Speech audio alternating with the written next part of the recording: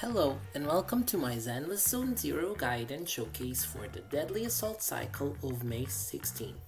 I'll be looking at the cycle's buffs and enemies and leaving my impressions and suggestions. Of course, you can skip straight to the gameplay from the timestamps. Looking at the first buff, we have a big increase in damage on specials and ultimates, as well as crit damage with defense reduction on EX specials and Aftershock, favoring mostly Hugo and Soldier Envy while being versatile enough for other attack agents. Of course, we also have the obligatory anomaly buff that we can pick, which grants some conditional build-up and proficiency as well as attack buffs and decibel regen when an anomaly is triggered. And last but not least, above today's build-up and subsequent chain attack damage, stun multiplier and attack increase for a more burst duration stun window playstyle. The first boss we can go up against is the Notorious Marionette, and like previous iterations, its attacks are frequent and fast. An easy way to understand the mechanic for this fight is that you will want to dispatch as many clones, also called dance partners, as much as possible. Doing so increases your score, buffs your ice and electric damage, and also, even though not mentioned, increases the stun duration of the Marionette. It's because of this last point that I highly suggest using Hugo Vlad against the Marionette, as his total eyes reaction scales off of stun duration, which you can easily increase. Furthermore, Hugo's dodge counter should be enough to one-shot the clones even at low investment, making him very self-sufficient for this fight in that sense. All you need to add is a stunner. Aside from Lycan and Lighter, a good general stunner to bring to this fight should be Shingi, as she benefits from the electric damage buff you get from slaying a clone, and she can easily deal with the clones while building up days on field thanks to her AoE. In general, the first two limited attack agents, Ellen and Juyuan, should be good enough to deal with the Marionette and one-tap the clones on account of their elemental weaknesses. And if you're thinking of bringing someone else, ASTRAYAO's attack and crit buffs can make the difference between killing clones or not. Right now, my Hugo is still being built, so he's benched for now, so instead I'm going to brute force with Tri-Attack. I guess as a way to show that MIYABI is as strong as ever. Tri-Attack is actually pretty well invested with MIYABI and BURNICE's signature and all around good disc rolls.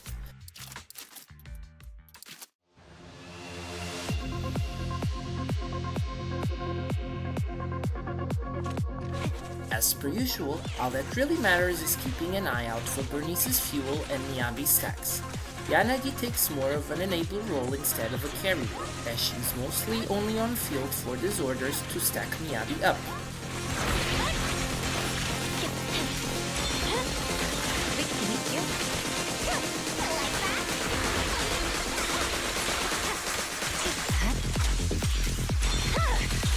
My blade is already heated.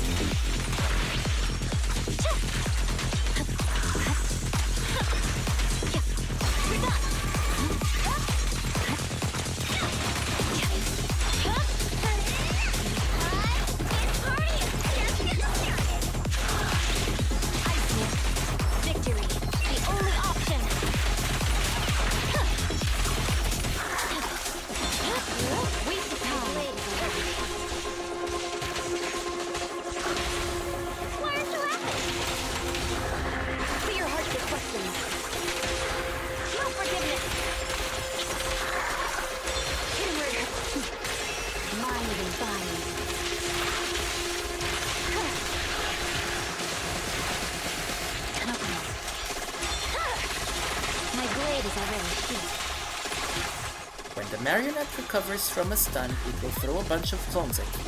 It's during this sequence that your main DPS should be on field to dodge counter the clones. Hopefully, they should be strong enough to destroy them with each counter, quickly racking up points and days time. I swear on my blade.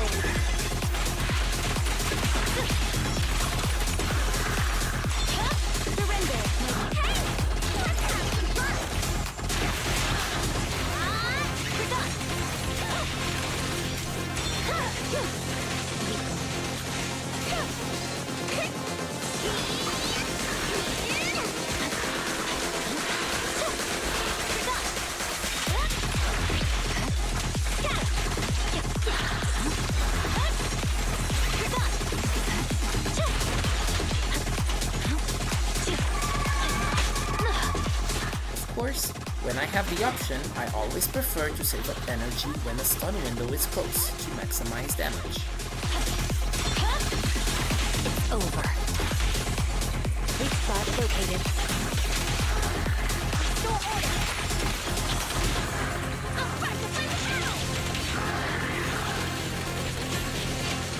Purging flash. Yeah. Give them no rest. Dominate assessment shall pay. Use my work. Ready for a firing team. Good work, team. My blade is already sheathed.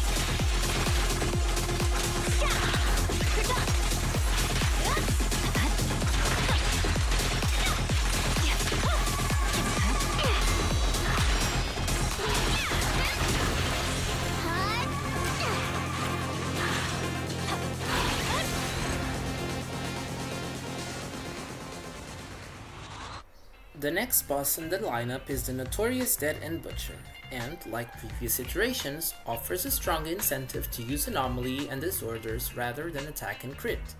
The Butcher takes extra damage from any Anomaly effect, and when you proc Disorder, not only does it increase its damage and days taken, but also alter its moveset to have less stray projectiles flying around that may interrupt your attack chains. Dodging its attacks is what grants points, so you should look for agents that want a lot of field time. That said, I highly recommend Jane as she has strong emphasis on perfect dodges while steadily inflicting assault on the enemy. MIYABI will always be a great pick, especially since the enemy is weak to ice, and Vivian on account of repeating Anomaly through a bloom and also being Ether is a strong pick. Of course, feel free to go for a more quick swappy Disorder team with YANAGI or Grace, as they should do the trick if you time the swaps and dodges right. For this fight, I'll be bringing an Assault Bloom team with Vivian and Jane, with ASTRAYAO to beef up the already strong duo, even if the crit damage she provides is wasted. Aside from great disc rolls, all of the characters in this comp are using free-to-play A-rank engines.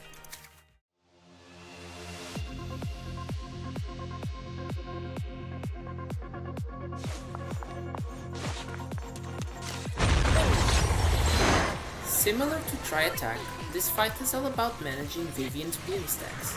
Fortunately, they are much easier to upkeep as they aren't entirely reliant on energy. A quick assist, dodge counter, or parry generates flight feathers.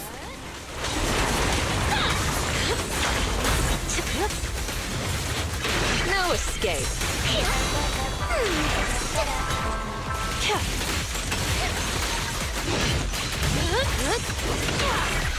The final act begins now.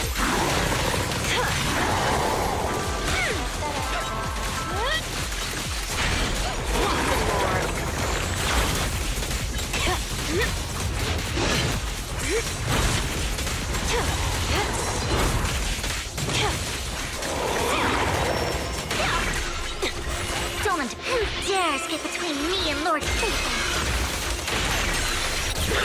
Hit him where it hurts.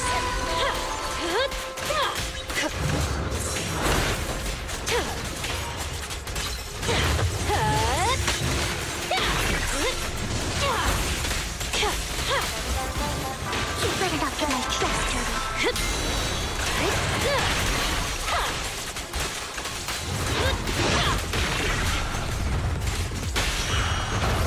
Out of my sight. Who's the hunter and who's the prey? My soul is with you. What is ice? Wanna know what lurks in the darkness? Oh, don't let me know. Get my dress dirty and you'll pay. Here's a taste of the abyss.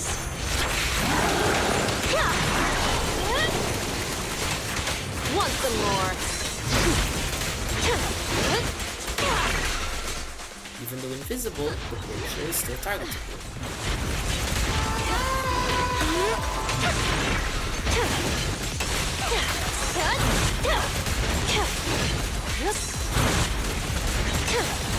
I'll make it painless. Don't underestimate me.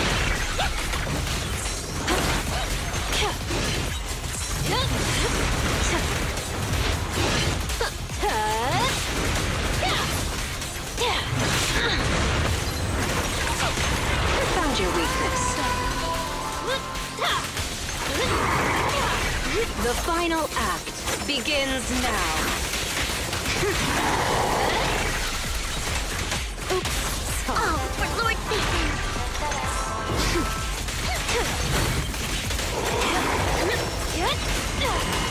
When the butcher starts charging, this means he will do a series of spins. Use this time to quickly get points through dodging. Just doesn't notice me. Lord Typhon. Careful. I bite. Lose yourself in the music.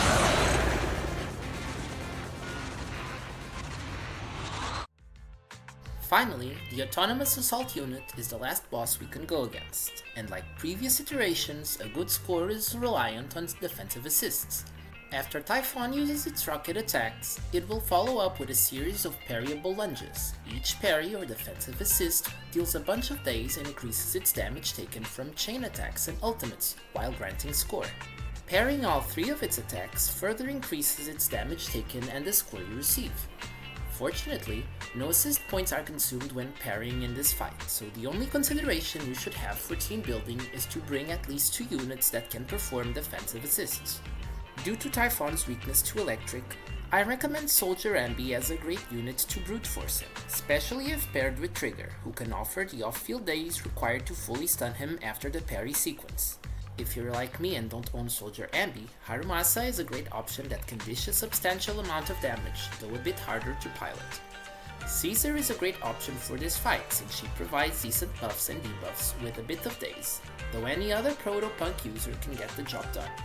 And finally, you can take advantage of the extra damage received from chain attacks with ASTRAYAO, though the chain attack focused unit Devlin is probably not such a good pick without high investment on account of Typhon's resistance. Since I don't own Sanbi, I decided to bring a Harumasa on-field team with both Trigger and Caesar. Harumasa is as free to play as it can get with 2-piece discs until I get the new dash attack set. Trigger is carrying her signature weapon and Caesar is using the Battle Pass engine to provide energy recharge to her team.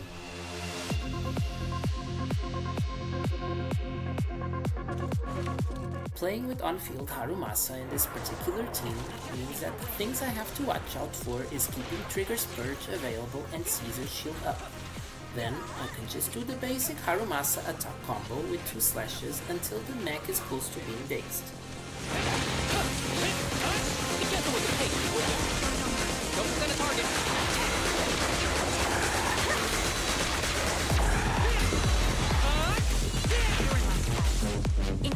Make sure that 6 quivers are deployed before performing a chain attack, so that you can maximize the number of melee attacks during the stun period.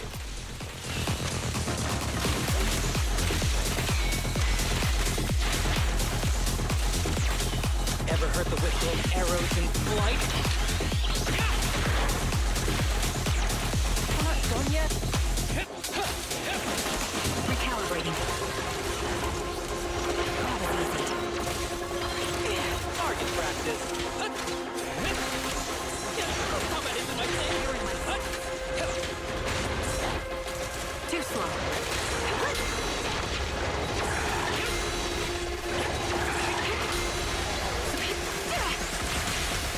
The brave fear nothing.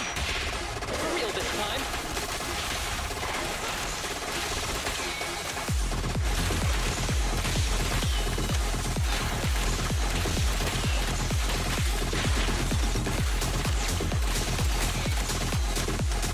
Adjusting for wind. Sniper's Creed. One shot, one kill.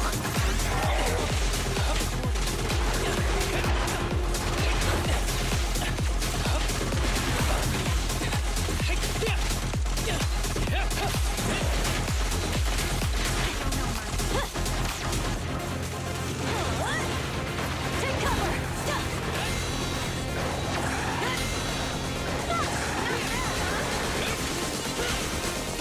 Victory's mine. For real this time. one now.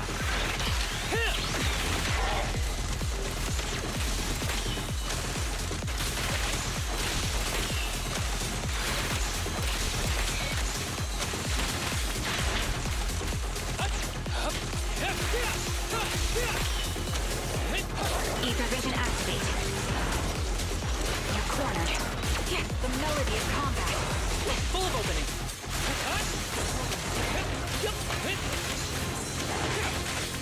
Pierce right through.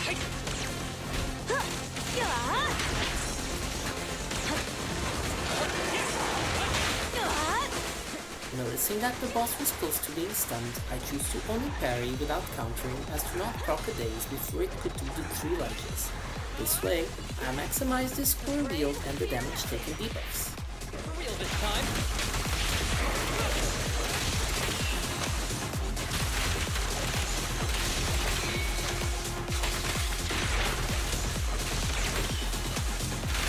Clear mind.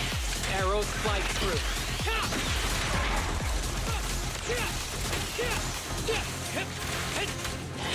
There's more to battle. The glory!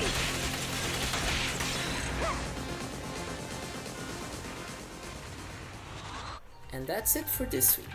As always, the score tables with the time and teams are shown. The only thing that really matters in Deadly Assault is getting 6 stars, but I would still like to know how you did it. For Vlad pullers that used him, how easy did he make this cycle? Do drop a comment below, I'm all ears. As always, thank you for watching and leave a like and subscribe if I was helpful in any way. See you next week!